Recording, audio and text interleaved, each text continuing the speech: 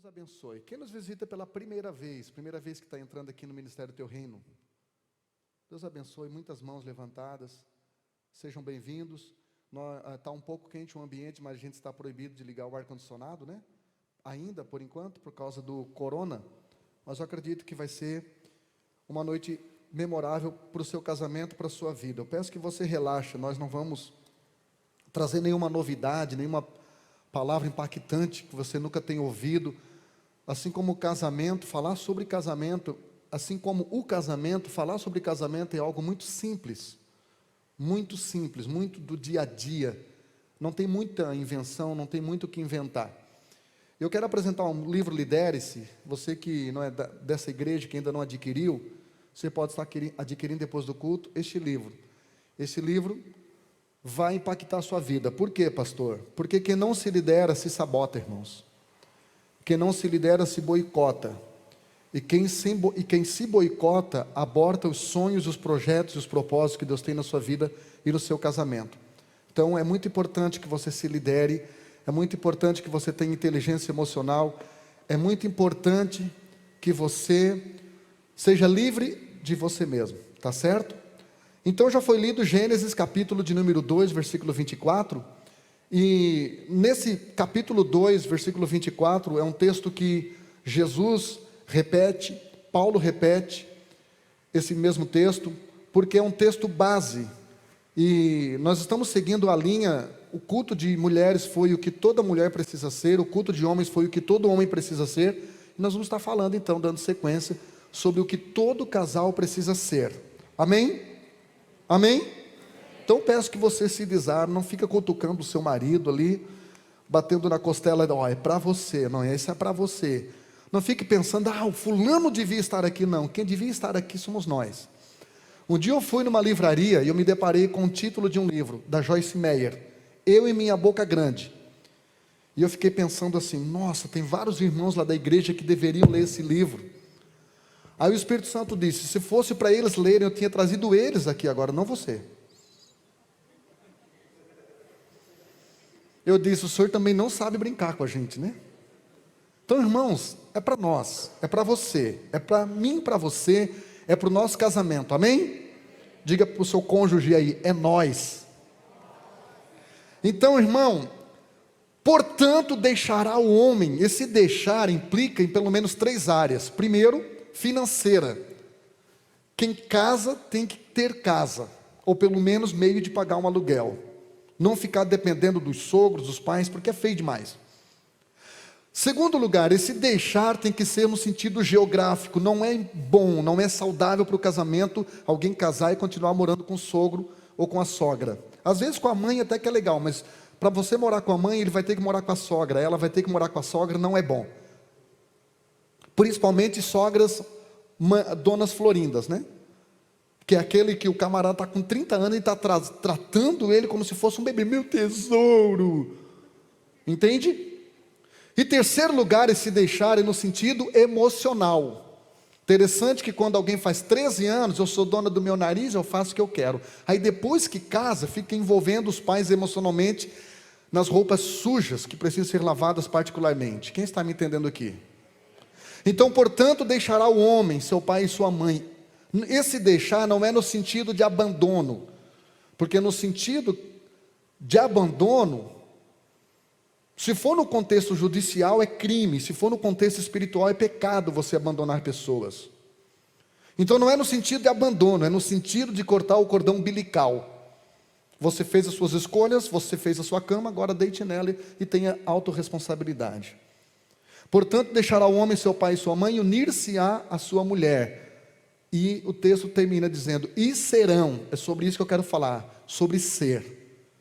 Ser. Vamos lá então?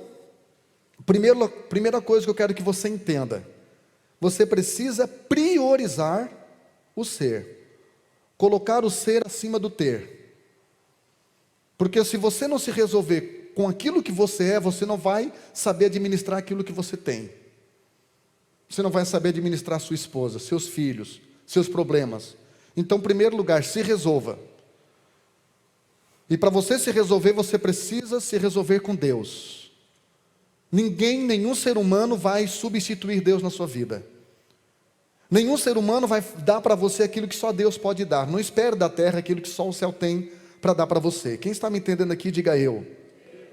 Então, irmãos, diga comigo no 3, prioriza o ser. Vamos lá no 3, 1, 2, 3. Saiba quem você é. Você precisa saber quem você é. Então, para priorizar o ser, você precisa saber quem é você. Porque se você não souber quem você é, você não vai saber o que nasceu para ser. Então, respeite-se. Respeite os seus limites. Respeite a sua estrutura. Quem respeita os seus limites exige seus direitos.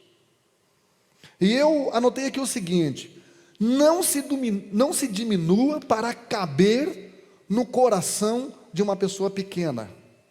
Não se anule. Não se diminua, não mendigue amor, não mendigue respeito, não mendigue atenção, não mendigue carinho. Não se diminua para caber no coração ou na mente de gente pequena.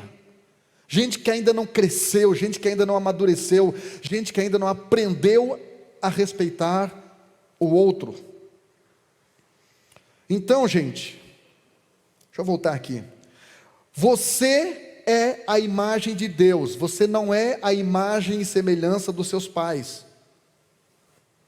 Sendo assim, seu casamento precisa ser espiritual e quebrar os ciclos geracionais de maldição. Você não é criado à imagem e semelhança dos seus pais. Então você não tem que repetir o ciclo de maldição geracional herdado dos seus pais. Pastor, eu sou assim porque o meu pai também foi. Pastor, eu sou assim porque minha mãe também foi. Meus tios separaram, meus avós separaram, meus pais separaram e o meu casamento está à beira. Não, irmão. Sabe o que a Bíblia diz em Êxodo capítulo 20, versículo 4, 5, por aí? A Bíblia diz que Deus visita a maldade dos pais nos filhos até a 3ª e 4ª geração daqueles que lhes aborrecem. Mas no versículo 6 diz: mas eu também sou um Deus que faço misericórdia até 1000 gerações para aqueles que me amam. Então nessa noite Deus nos deu poder para quebrar esta maldição hereditária, quebrar esse ciclo maldito. Você não vai experimentar as coisas negativas que os teus pais experimentaram. Você tem Jesus, e Jesus quebra todo tipo de maldição, expulsa todo tipo de capeta e alinha todo tipo de caráter.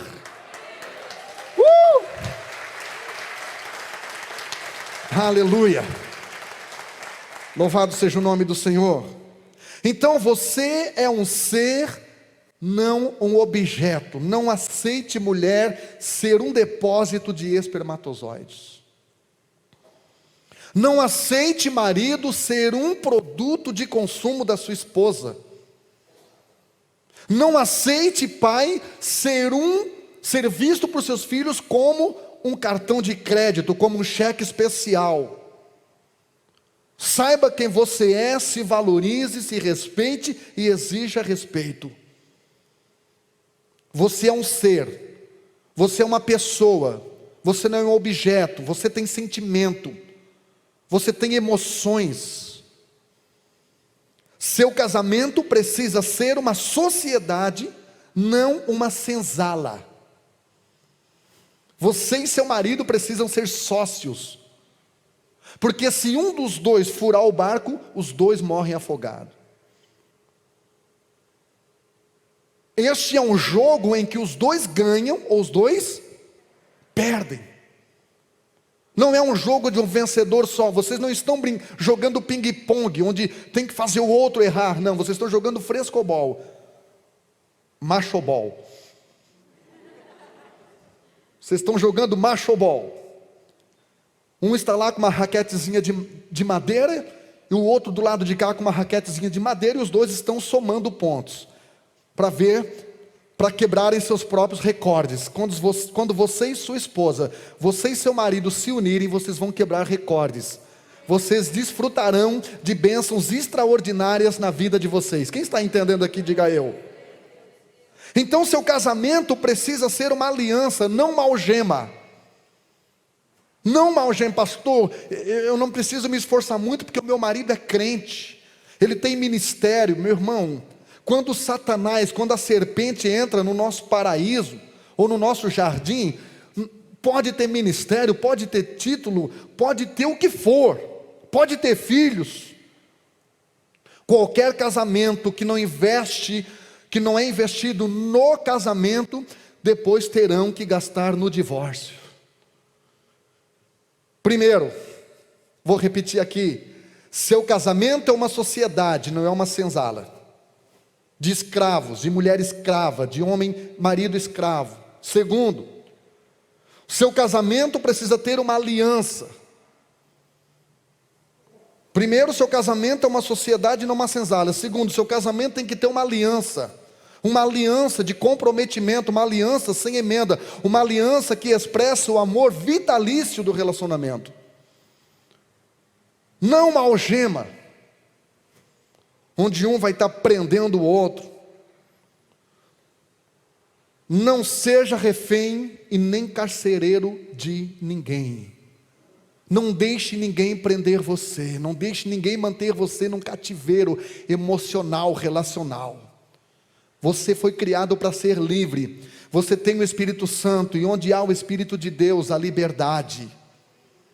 Há liberdade, você conheceu a verdade, essa verdade te libertou. João 8,32, 8,36 diz: se o Filho vos libertar, verdadeiramente sereis livres. Não se permita ser escravo de ninguém. Você é livre, não seja carcereiro, também não prenda ninguém nas suas carências. Se você me deixar, eu morro. Pare com essa bobagem. A Bíblia diz em João capítulo 10, versículo 9, Jesus disse: eu sou a porta, quem entrar por mim, salvar-se-á, entrará e sairá.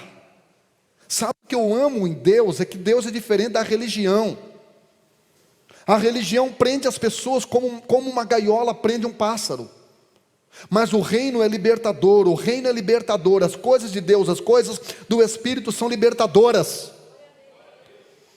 Jesus disse: quem quiser, eu sou a porta, eu não sou uma parede, eu sou uma porta, eu não prendo ninguém. Quer entrar na minha vida, eu estou aberto. Quer sair, dou liberdade.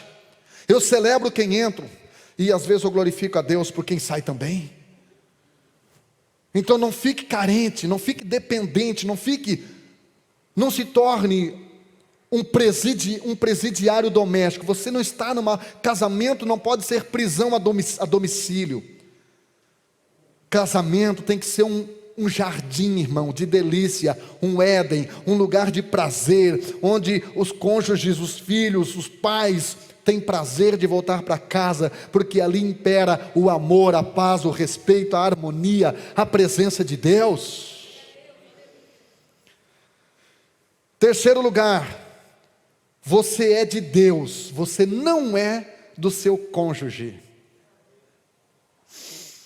Enche o peito de ar aí, meu irmão. Olhe na baga do olho dele e dela e diga: eu não sou seu, eu não sou sua. Antes de ser sua esposa, eu sou esposa de Jesus. Antes de ser seu marido, eu sou esposa de Jesus. Antes de agradar você, eu tenho que agradar Jesus. E pode ter certeza, se eu estiver agradando Jesus, eu não vou desagradar você, minha linda. Não vou te desagradar. Amém? Você é de Deus. Você não é do seu cônjuge. Quando você entende isso, você passa a saber quem você é. Quando você passa a saber quem você é, esse senso de pertencimento, irmão, invade o teu coração de maneira que supre todas as tuas carências. Porque você sabe quem você é. Em nome de Jesus. Em nome de Jesus. Vamos lá. Próximo slide. Quando você prioriza o ser, ou melhor, quando você priorizar o ser, você irá saber lidar com o ter. Pegou? Quando você aprender a lidar com o seu ser, você vai aprender a lidar também com o ter. Existem muitas pessoas que estão dentro da igreja, elas não sabem lidar com coisas. Ou elas se tornam objeto do que têm, escravos do que têm, ou elas acabam adorando aquilo que Deus lhe deu. Não sabem administrar as coisas que Deus lhe deu.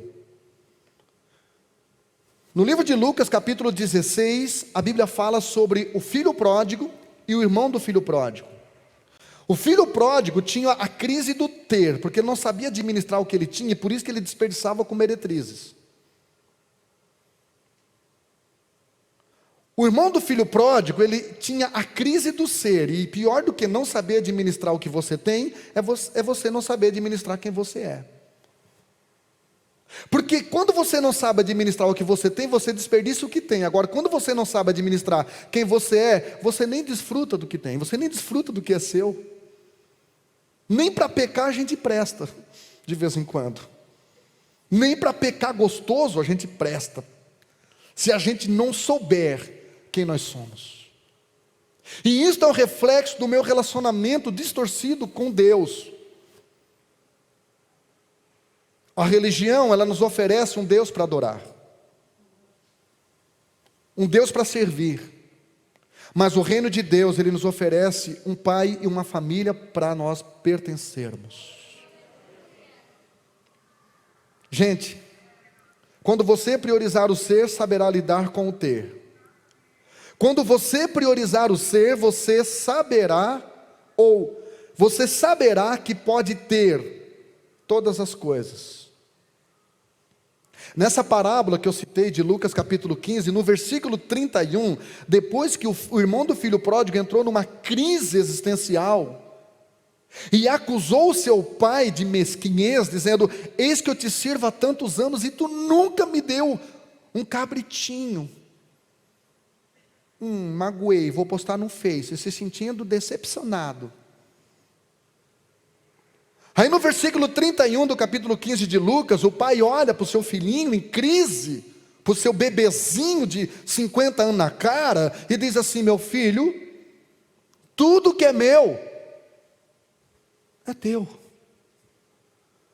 Quando você administrar bem quem você é, você vai entender que você nasceu para ter e desfrutar todas as coisas que são do Pai. Amém? Então pare de orar para conquistar, para querer convencer Deus a te dar aquilo que já é seu, irmão. Pare de orar, de fazer campanha nas igrejas para tentar convencer Deus daquilo que já é seu antes de você nascer. Antes de você nascer. Porque tudo que é do Pai é seu. Amém? Eu acho que você não é amém. Eu acho que você ainda não entendeu. Não caiu a ficha ainda. Você ainda acho que está pensando assim, alguma coisa. Porque era para você já ter jogado essa cadeira para cima e dado um berro, irmão. Você não está entendendo, irmão. Vamos lá, vou tentar. Eu sou otimista. Quando você prioriza o ser, nada do que você tem te terá. Quando você sabe quem é, nada te tem, irmão. Nada te prende. Nada mexe com você. Nada te embriaga. Nada te trava. Nada te desanima. E nada te empolga. Você tem tudo. E ainda que você possa ter tudo, você não permite que nada te tenha. Você usa o seu dinheiro, você usa o seu sucesso, você usa a sua beleza, você usa seus amigos, você usa tudo que Deus te deu para glorificar o nome de Jesus. Se é para aplaudir, aplauda como crente aí, meu irmão.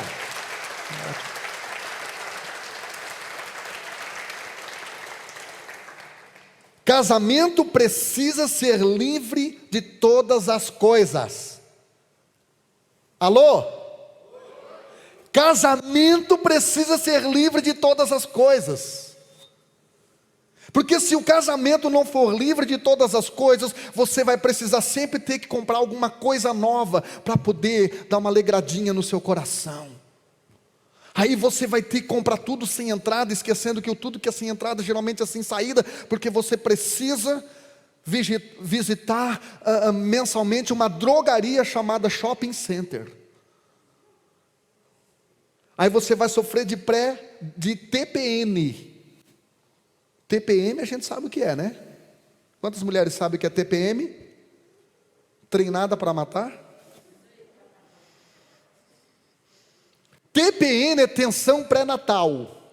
É aquela tensão que dá na gente. Eu vou ter que trocar de carro esse ano. Eu sou obrigado a trocar de carro. Eu também sou filho de Deus. Até o filho de Satanás está trocando de carro. Eu vou ter que trocar de carro.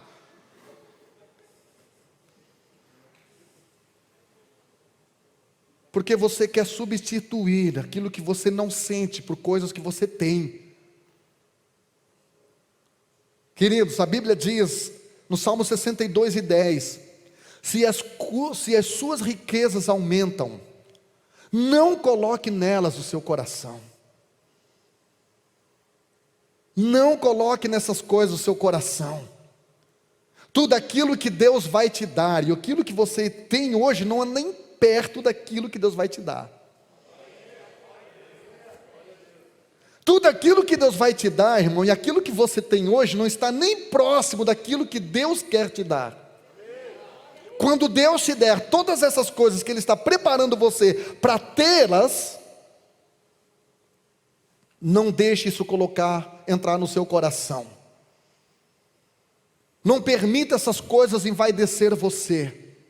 Não permita essas coisas distorcerem o teu caráter. Não permita essas coisas escravizarem a sua alma.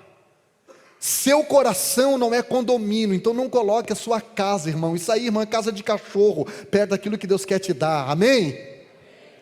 Seu coração não é garagem, então não coloque seu carro lá. Irmão, isso aí é ferro velho perto do carro que Deus quer te dar, amém? Seu coração, diga para alguém aí do seu lado, diga para o seu cônjuge: nosso coração, meu lindo. Diga: nosso coração, minha cheirosa. Não é garagem, não é condomínio, não é cofre para ter dinheiro. O nosso coração é um trono, onde o Rei dos Reis e Senhor dos Senhores senta, para ser adorado, independente das nossas circunstâncias, independente do momento em que você está vivenciando, independente das suas crises ou prosperidades que você está vivendo. O nosso coração foi criado para ser o trono do Deus que fez os céus e a terra.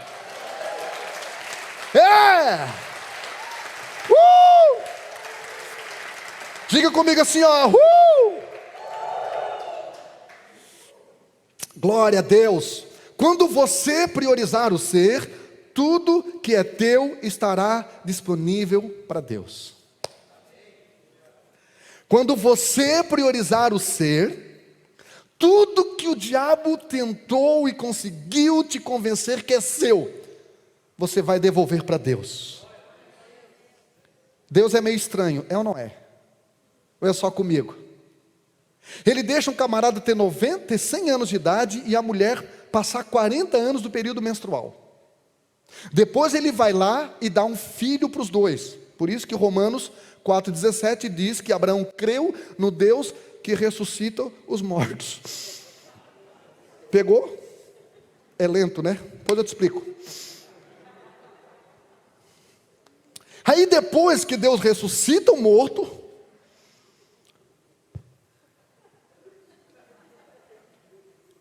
eu ia contar um negócio aqui, mas eu vou deixar. Depois que Deus ressuscita, depois que Deus dá um filho a Abraão, Ele pede o filho de volta. Por que Deus pede o Isaac para o Abraão? Deus não queria o Isaac, Deus queria o quê? O Abraão de volta. Irmão, tem algumas coisas que você perde, não é porque Deus quer aquelas coisas, ou o diabo gosta daquelas coisas, porque o diabo não usa dinheiro. É que Deus permite que você perca, para que você seja devolvido para Deus. Eu vou repetir aqui. Quando você priorizar o ser, tudo o que é teu estará disponível para Deus. Então, casamento precisa dispor tudo a Deus. Tudo o que, pastor? O seu cônjuge. Eu tenho que disponibilizar meu cônjuge para Deus. Porque tem mulher, irmãos, que não disponibiliza o marido para o chamado que ele tem. Tem mulher que não disponibiliza o seu marido, os seus filhos, para o chamado que tem. Tem homem que não disponibiliza a esposa para o chamado de Deus. Devolva a sua esposa para Deus, irmão. Pastor, mas eu quero mudar minha mulher. Você não consegue nem emagrecer 1 quilo, cara. Você quer mudar uma mulher? Você não consegue nem parar de tomar refri e acha que vai conseguir mudar um ser chamado mulher, um bicho que sangra 4 dias todo mês e não morre. Irmãos, elas não vieram para brincadeira, de frágil é só a cara e o jeito de andar, irmão. Frágil somos nós, homens, que encravamos uma unha. Uma mulher ganha um filho e já pega, vem cá mamãe, vem. Você está me entendendo ou não? Está fazendo que não está, né? Então veja só, querido. Devolva para Deus o seu cônjuge, devolva para Deus os seus filhos, pelo amor de Deus. Devolva para Deus os seus filhos. Não troque o seu marido pelos seus filhos. Pastor, é o sangue do meu sangue. Não, na escala de prioridades, primeiro é seu marido, depois são seus filhos. Quando eu e minha esposa entendemos isso, mudou muita coisa. Devolva sua casa para Deus, devolva sua empresa para Deus, devolva seu dinheiro para Deus, devolva. O que todo casal precisa ser, no 3, vamos lá, 1, 2, 3. O que você acha que todo casal precisa ser? Primeiro lugar, que um casal precisa ser humilde. Então aponte para o seu cônjuge, seja humilde. Seja não arrogante. Pastor, o que é arrogante? Arrogante é aquele que arroga para si aquilo que não tem e pensa que tinha, aquilo que não sabe e pensa que sabe. Uma pessoa que deixou de ser ensinável.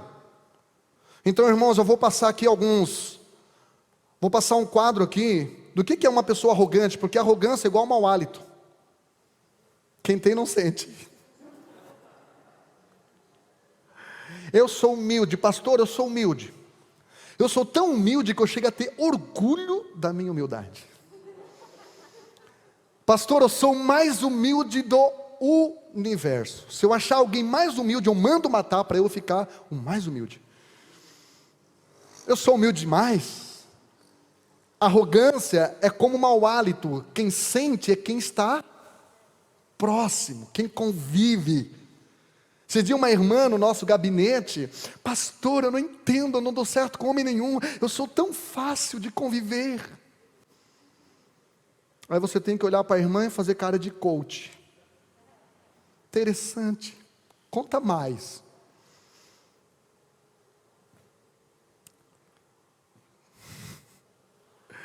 Gente, ser humilde,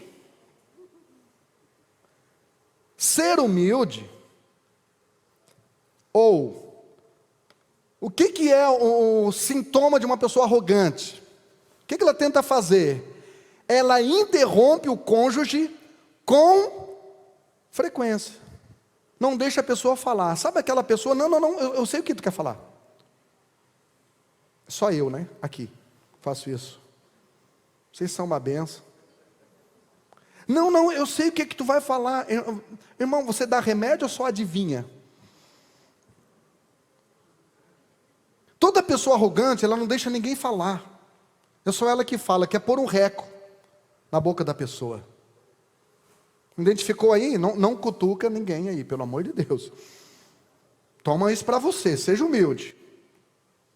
Então o arrogante costuma atropelar seu cônjuge sempre com a expressão, já sei o que você quer falar. Irmão,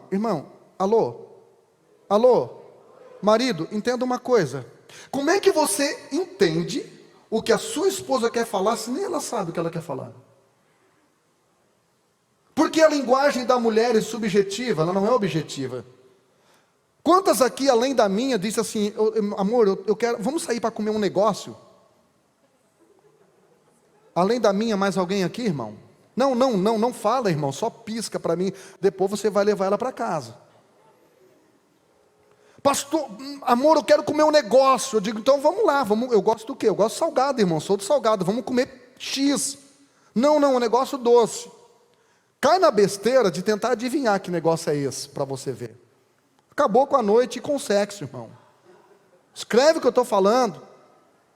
Eu ia trazer um livro ali, Como Entender as Mulheres. Não coube no porta-mala da Frimonte, o livro. 150 milhões de páginas. Nem elas se entendem. Mulheres são cíclicas. Nós, homens, somos acíclicos. Mulheres passam por ciclos hormonais, por alterações hormonais. Tem dia que ela se levanta, ela olha para o espelho e vê quem? A mula sem cabeça. Naquele dia, durante a noite, ela engordou 50 quilos. O cabelo dela, pegaram um ancinho e pentearam, ela se sente desse jeito. Irmão, a Bíblia diz, no livro de Gênesis, que Jacó dormiu, na mente dele era Raquel. Só que quando ele acordou de manhã, era Leia. Na mente dele, era qual? Só as mulheres, na mente dele era quem? Só que quando ele acordou, só os homens, agora era o nome Raquel quer dizer ovelha. E o nome Leia, no hebraico, quer dizer vaca braba. Se tiver alguma irmã Leia aqui, me perdoe, não foi eu que coloquei o seu nome. É que naquela região, eles colocavam o nome agropastoril, assim, era muita criatividade. Olhava uma cabrita, vou botar o nome da minha filha de cabrita. Aí, ovelha, a Leia era mais velha, vaca braba. Não estou com tempo agora de pensar no outro nome. Aí a caçulinha sempre é melhorzinho, né? Vamos botar a ovelha. Aí o Jacó vai para a cama com na mente dele, a Raquel, a ovelha, e ele acorda com a vaca braba. Caiu a ficha aí, irmão? Deus está falando contigo ou não? Não, mas não é só os homens não, às vezes ela dorme com o cordeiro, e acorda com o touro. Isso é uma verdade, a gente acorda assim, resolve e fica brabo. O que você tem? O que o homem responde? Nada. Vamos lá. Outra coisa, uma pessoa arrogante, ela sente-se superior ao cônjuge. Vamos ler todos juntos no 3? 1, 2, 3. Sente-se. Pastor, como é que é isso? O arrogante, ele pensa que é superior ao seu cônjuge. Seja por sentir-se mais experiente, mais sábio, ou mesmo mais humilde. Sua preocupação, na verdade, não é em ser o melhor para servir, mas em ser o maior para se exibir. Uma pessoa arrogante, ela se sente superior a todo mundo, porque a balança que ela usa são coisas. É claro, irmãos, é claro que sempre há num casamento, há sempre um que é mais extrovertido, há outro que é menos extrovertido, que é mais introvertido. Há sempre um que é mais falante. Eu não estou falando de ser mais falante ou mais quieto. Eu estou falando de se sentir melhor, superior, de humilhar. Teve um irmão muito inteligente, muito sábio, muito intelectual, e ele casou com uma mulher muito bonita. Muito linda a mulher. E sempre que essa mulher falava alguma palavra errada, o marido olhava para ela e dizia, tão linda e tão burra. Um dia eles estavam numa pizzaria e ela pergunta, garçom, pode trazer aí uma pizza de bacon?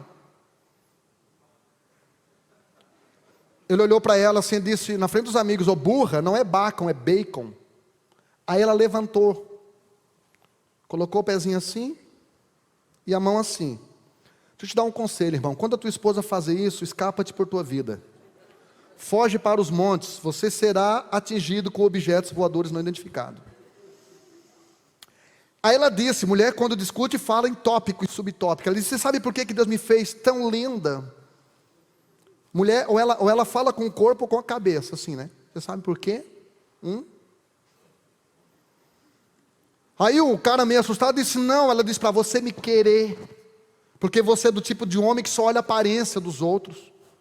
Aí ela achou que tinha acabado. Não acaba, irmão. A mulher fala por tópicos, 7 tópicos, 3 tópicos.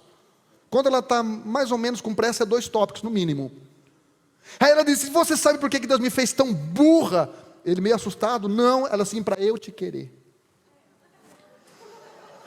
Porque se eu fosse uma mulher inteligente, jamais teria casado com um cavalo grosso. Aí fez a lista, do alfabeto todo.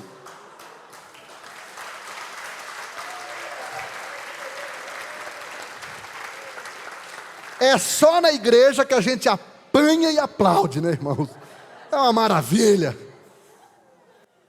Então, querido, a Bíblia diz em 2 Samuel 6, que Mical ficou olhando Davi dançando, olhando Davi bailando. A Bíblia diz que ele fez um baile para Deus. A Bíblia diz que Davi o bailou na presença de Deus. E a Mical ficou lá da janela, mas é ridículo. Não sei para que fazer isso, que vergonha. Tem homem, irmão, que não deixa nem a mulher adorar na igreja. A mulher vem para a igreja toda maquiada, volta para casa parecendo coringa. Com rímel preto escorrido, aquele batom que Deus pegou, batom misturado com saliva e ranho. Deixa a menina rodar. Deixa ela adorar a Deus do jeito que ela quer, do jeito que Deus tomou ela.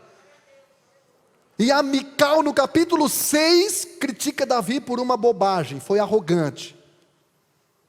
E no capítulo 11 o Davi troca Mical pela Batseba, 5 capítulos depois. O diabo é muito sutil. Cuide do seu casamento, proteja aquilo que é seu, tome cuidado daquilo que é seu. Quem está entendendo aqui, diga eu. Número 3. Toda pessoa arrogante, ela deseja ser o centro das atenções. Toda pessoa arrogante, ela deseja ser o centro das atenções. Ou seja, o arrogante odeia se sentir invisível, ou menos notado que o seu cônjuge. O arrogante, ele não vê o seu cônjuge como um sócio e parceiro, vê o seu cônjuge como um concorrente e uma ameaça.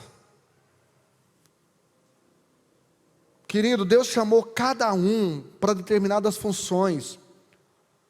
Minha esposa fez a abertura aqui da minha ministração, ela estava doida para largar o microfone e descer correndo. Ela só vem porque eu peço, ela não gosta do microfone. E não adianta ela querer se meter, e não adianta eu achar que eu sou melhor do que ela, porque eu tenho habilidade da comunicação, Deus me deu o dom. Não, nós não somos melhores ou piores do que o outro, nós somos diferentes, nós somos convergentes, nós somos divergentes para um propósito convergente. Quem está me entendendo aqui? Então, querido, você não precisa ser o centro da atenção. Toda pessoa que ela é o centro, que quer ser o centro da atenção, ela acaba ficando sozinha. O arrogante, vamos lá, próximo slide. Opa.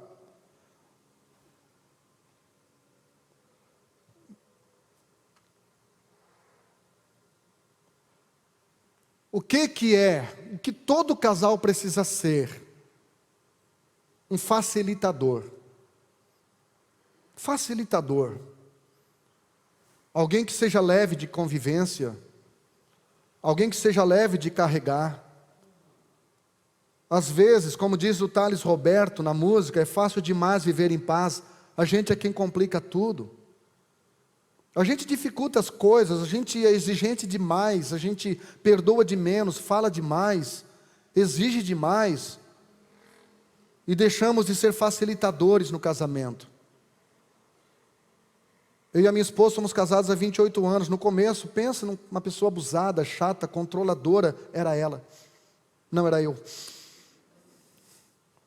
controlador, chato, perfeccionista. E aí a gente vem para a igreja e piora. Porque daí a gente Deus nos dá uma arma.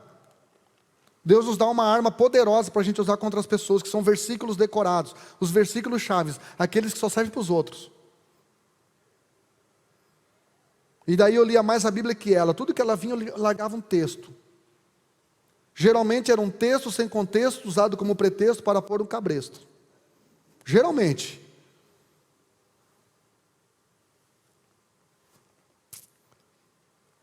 Vamos lá? Opa, eu acho que eu fiz o que eu não devia.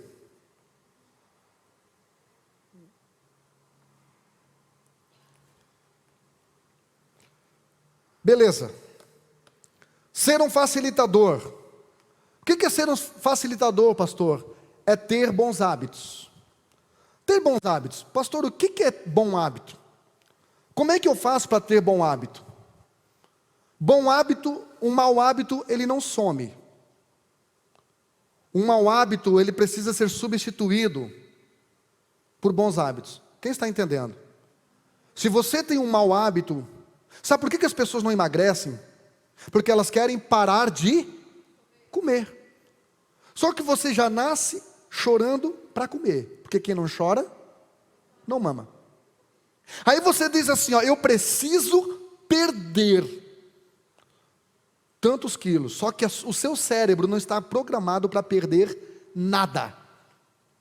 O teu cérebro está programado para entrar em stand-by, para economizar energia, consequentemente, engordar.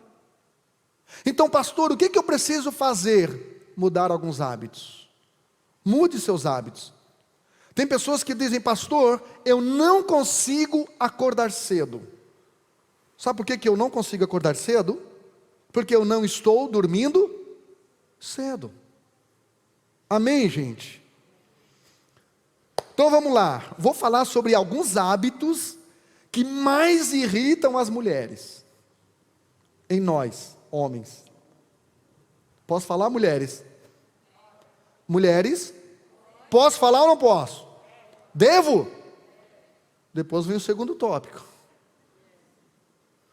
Alguns hábitos que mais irritam as mulheres, que a gente faz. Número 1, deixar pelos na pia depois de tirar a barba. Isso irrita a mulher. Ela olha para o pelo da barba, parece que é pelo de outro lugar. A impressão que dá. Tem que melhorar a minha linguagem, porque tem adolescentes aqui. Segunda coisa que o homem faz, que a mulher odeia, que mais irrita a mulher, nós poderíamos não fazer para sermos facilitadores. Deixar a privada suja após urinar. Tem homem que parece que mija assim, ó. É sério, irmão. Então vamos lá. Outra coisa que que o homem faz, que a mulher detesta: surfar entre os canais da TV sem começar e terminar nenhum dos 7.000 filmes que existem no Netflix. Fica aqui, ó. O que tu quer assistir? Nada. O que está procurando? Nada. É o hábito, irmão, é o tique-tique nervoso. Outra coisa que o homem faz que a mulher detesta: xícaras sujas espalhadas pela casa. A gente não consegue pegar uma xícara e usar a mesma, já viu? Dali 15 minutos tem que pegar outra xícara. Mulher detesta isso. Outra coisa que mulher detesta: toalhas molhadas no chão do banheiro, ou piorou, em cima da cama. Irmão, ela sente vontade de pegar aquela toalha aí. Olha aqui para mim. Por último, mulher detesta quando o homem esquece de dar descarga no banheiro. Mulher detesta. Isso abala casamentos. Vocês sabiam que eu e minha esposa atendemos um casal que separou porque os dois brigaram por causa do papel higiênico? Ela queria que o papel higiênico fosse a bordinha por cima e ele por baixo. É uma herança que herdaram, acho, uma coisa assim Muito importante isso. E aí não foi por causa do papel higiênico, é que o respeito deles um pelo outro já estava valendo menos do que o papel higiênico. Mas foi desgastando a relação. Ninguém tropeça numa montanha, são pedrinhas. O que prejudica o nosso caminhar não é uma montanha dentro do sapato, é uma pedrinha. Coisas que a mulher faz que o homem detesta.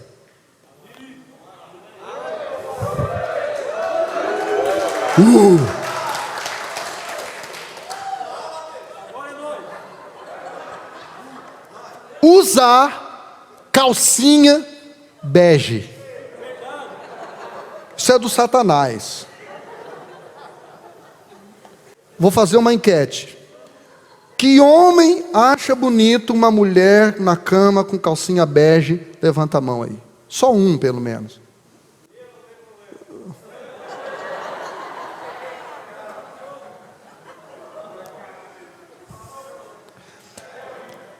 Faz uma semana que casou, irmão. Imagina a mulher 28 anos de casado usando calcinha bege. Outra coisa que a mulher faz que o homem detesta. Onde é que está aqui? Demorar para ficar pronta para sair de casa. O negócio é tão engraçado que elas ficam assim na frente do roupeiro e elas dizem assim, ó, eu não tenho roupa. Eu não tenho sapato. Quando elas falam isso, elas querem dizer que elas têm pouco. Se elas têm pouco, por que é tão difícil escolher? Está igual aquela a separada que diz, homem é tudo. Se é tudo igual, por que escolhe tanto? Não entendo, sinceramente. Segunda coisa que a mulher faz, reclamar que ele não faz nada dentro de casa. Irmãos, isso é uma calúnia. Isso é um crime ambiental. Como que uma mulher vai falar isso da gente, irmãos? Como? Mesmo que isso seja uma verdade, isso não é coisa que se fale. Isso machuca, isso dói. Isso dói demais. Isso faz a gente esquecer a senha do cartão de crédito quando elas pedem. Outra coisa que a mulher faz que o homem detesta, entupir o chuveiro, ou o ralo do chuveiro com cabelo. Eu não sei como é que elas perdem tanto cabelo e continuam cabeludas. A gente perde meia dúzia de cabelo e fica careca. E você está lá. Outra coisa, por que elas enchem tanto a lixeira que fica em cima da pia e depois pedem, leva lá a lixeira? Elas colocam dentro de uma lixeira desse tamanho, irmão, que nem depois o caminhão do lixo consegue levar. Eu não sei como é que consegue. Aí você vai pingando o pó de café, reclamam. Queridos, outra coisa que a mulher faz que o homem detesta, diga para a mulher aí do seu lado, seja facilitadora, irmã. Puxar assuntos aleatórios e irrelevantes, quando a gente está diante de um jogo de futebol ou de um filme. E elas insistem, irmão, você pode ficar 5 horas do lado dela antes do jogo, não tem assunto. Você pode ficar 10 horas do lado dela antes de começar o filme, não tem assunto. Começou o filme, começou a passar as letrinhas, ela puxa um assunto. Mas não é assim resolver algo assim, né? E o pior de tudo, olha para mim quando eu falo contigo. Travesseiro.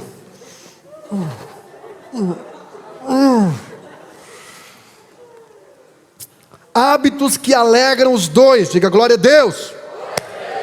Transparência, sem senha para o celular, sem senha para o notebook. Precisa de senha quem está escondendo alguma coisa. Primeiro, transparência. Segundo, inteligência. A inteligência se manifesta diferente no cônjuge. Na mulher, sabedoria. No homem, entendimento. Provérbios 14:1, a mulher sábia edifica a casa. 1 Pedro 3:7, coabitai com elas com entendimento. Ou seja, tentando, não vai conseguir, mas tentando entender a mulher, é o que Pedro está dizendo. Paulo em Efésios 5:25 diz que nós temos que amar a mulher. Paulo era solteiro, irmão, amar solteiros amam. Mas Pedro, que era casado, diz, não, você tem que tentar pelo menos entender. Não vai conseguir, mas tente. Com entendimento, tentando entender, entendendo que ela é um vaso mais fraco e que ela precisa ser honrada. Por quê? Final do versículo de 1 Pedro 3:7, para que não sejam impedidas as nossas orações. Não adianta, irmão, eu orar, se eu não aprender a honrar a minha esposa como vaso mais fraco. Deus não me ouve. Eu estava falando com o Dila lá em casa essa semana. Estava vendo como ele trata a Angélica hoje, como ele tratava antes da conversão. E até hoje eu escrevi sobre eles no meu livro. Mandei o texto para eles. Escrevi ontem à noite, mandei o texto para eles conferirem, ver se não houve nenhuma exposição. Estou escrevendo o livro Lidere Seu Casamento. Vai sair em janeiro. E eu estava falando para ele, Dila, queres ganhar crédito com Deus? Ele disse, gaúcho, sim, pastor. Mas que barbaridade, na cala que eu quero, tio. Mas que barbaridade. Pensa num homem que quer ganhar crédito com o céu. Eu disse, trata bem a Angélica.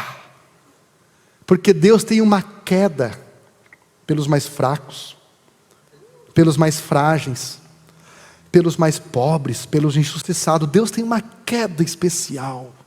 Eu descobri essa senha. Eu estou passando essa senha aqui para você hoje. Depois que eu descobri isso, irmão, a princípio, vou confessar, a princípio eu pensei que Deus amava mais a Márcia que eu. Eu achava que Deus puxava um pouquinho mais de brasa para o assadinho dela. Mas não, gente. É que o texto está dizendo que ela é um vaso mais fraco. Isso significa que eu sou um vaso menos fraco, mas também sou fraco. Também tenho minhas fraquezas. Primeiro lugar, de comigo, transparência. A Bíblia diz a respeito disso. A Bíblia fala a respeito de você ser transparente. Salmo 101, versículo 2, Davi disse, andarei em minha casa com inteligência. Isso é transparência. Depois, inteligência. E por último, convergência. Pastor, o que é convergência? Primeiro deixa eu te explicar o que é divergência. Eu e a minha esposa somos completamente divergentes. Completamente diferentes. Eu sou extrovertido, ela é introvertida. Eu faço amizade rápido e perco fácil. Ela custa fazer amizade, mas as amizades dela são duradouras.